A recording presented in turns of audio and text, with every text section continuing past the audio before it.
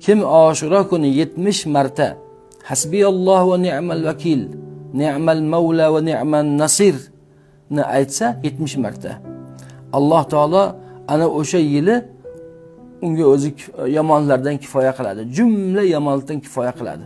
Bu mashoyixlarimizning tajribalaridan kelib chiqqan narsa. 70 marotaba Hasbiyallohu va ni'mal vakil, ni'mal mavla va ni'man nasir kalimalarni, duolarni, zikrlarni aytsak, Alloh taolo yil davomida bizga kelishi mumkin bo'lgan yomonliklarga o'zi kifoya qilar ekan. Ya'ni boshimizdan yomonliklarni Alloh taolo aritadi.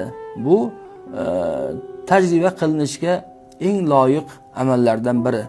Albatta bu zikrlarni, bu kalimalarni qancha aytsa odam manfaat topadi.